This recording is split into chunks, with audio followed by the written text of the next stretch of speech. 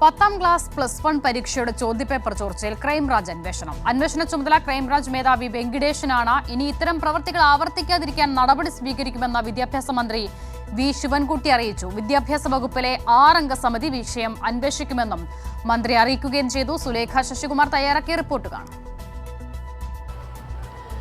അസിത, എന്തായാലും ക്രിസ്മസ് പരീക്ഷയുടെ ചോദ്യപേപ്പർ ചോർന്ന സംഭവം വലിയ രീതിയിൽ ചർച്ചയാകുന്ന ഒരു സാഹചര്യം ഉണ്ടായിരുന്നു. കോഴിക്കോട് MS സൊല്യൂഷൻ എന്ന് പറയുന്ന ട്യൂഷൻ സെന്ററിന്റെ യൂട്യൂബ് ചാനലാണ് ഇത്തരത്തിൽ ചോദ്യപേപ്പർ ചോർന്നുകൊണ്ടുള്ള ഒരു സംഭവം ഉണ്ടായത്.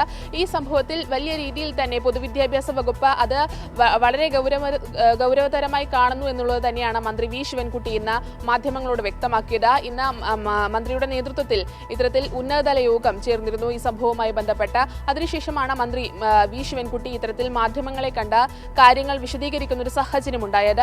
എന്തായാലും മന്ത്രി എന്ന് പറഞ്ഞൊരു കാര്യം എന്ന് പറയുന്നത് നേരത്തെ പറഞ്ഞതുപോലെ തന്നെ സംഭവത്തെ വളരെ ഗൗരവകരമായി തന്നെയാണ് പൊതുവിദ്യാഭ്യാസ വകുപ്പ് കാണുന്നത് എന്നുള്ളത് തന്നെയാണ്. സംഭവത്തിൽ 6 അംഗ സമിതിയെ നിയോഗിച്ചിട്ടുണ്ട്. വകുപ്പ് തല ആഭ്യന്തര അന്വേഷണം നടത്താനാണ് ഇത്തരത്തിൽ 6 അംഗ സമിതിയെ നിയോഗിച്ചിട്ടുള്ളത്. അതിനൊപ്പം തന്നെ പൊതുവിദ്യാഭ്യാസ വകുപ്പ് ഡയറക്ടർ DGPക്ക് നേരിട്ട് പരാതി നൽകിയിട്ടുണ്ട്. ഈ പരാതിയിലും പോലീസ് അന്വേഷണം നടക്കുമെന്നുള്ളത് തന്നെയാണ്. പോലീസ് DGPക്കും അതിനൊപ്പം തന്നെ സൈബർ പോലീസിനും ഇത്തരത്തിൽ പൊതുവിദ്യാഭ്യാസ ഡയറക്ടർ ഇത്തരത്തിലുള്ള ഒരു പരാതി നൽകിയിട്ടുണ്ട്, രേഖാമൂലം പരാതി നൽകിയിട്ടുണ്ട്. ഈ പോലീസ് അന്വേഷണത്തിനൊപ്പം തന്നെ വകുപ്പ് തല അന്വേഷണം നടക്കുമെന്നുള്ളൊരു കാര്യം തന്നെയാണ് മന്ത്രി വി ശിവൻകുട്ടി ഇന്ന് വ്യക്തമാക്കിയിട്ടുള്ളത്. എന്തായാലും സംഭവത്തിൽ എങ്ങനെയാണ് ഇത്തരത്തിലൊരു ചോദ്യപേപ്പർ ചോർന്നത്, ഇതിൽ ഏതെങ്കിലും തരത്തിലുള്ള വീഴ്ചകൾ ഈ ഉദ്യോഗസ്ഥരുടെ ഭാഗത്തു നിന്ന് വന്നിട്ടുണ്ടോ എന്നുള്ളത് തന്നെയാണ് ആഭ്യന്തരമായി നടക്കുന്ന അന്വേഷണത്തിൽ പ്രഥമമായും അന്വേഷിക്കുന്ന ഒരു കാര്യം എന്ന് പറയുന്നത്.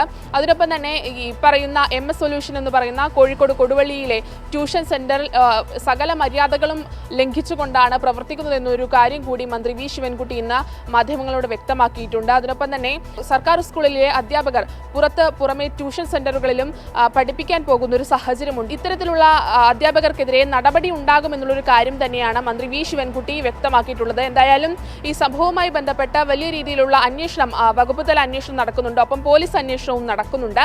ഇത്തരത്തിൽ ഈ 6 അംഗ സമിതി 1 മാസത്തിനകം അന്വേഷിച്ച് റിപ്പോർട്ട് സമർപ്പിക്കണമെന്നതാണ് ഈ 6 അംഗ സമിതിക്ക് നൽകിയിട്ടുള്ള നിർദ്ദേശം എന്ന് പറയുന്നത്. ഇത്തരത്തിൽ ഈ സംഭവവുമായി ബന്ധപ്പെട്ട് എന്തായാലും അന്വേഷണം നടക്കും. അതിനൊപ്പം തന്നെ ചോദ്യപേപ്പർ ചോർന്ന വിഷയങ്ങളിൽ ഇനി വീണ്ടും ഒരു പരീക്ഷ നടത്തേണ്ട എന്നതാണ് നിലവിലെ തീരുമാനം എന്നുകൂടി മന്ത്രി വി ശിവൻകുട്ടി ഇന്ന് വ്യക്തമാക്കിയിട്ടുണ്ട്. കാരണം ഇത് അർദ്ധവാർഷിക പരീക്ഷയാണ്.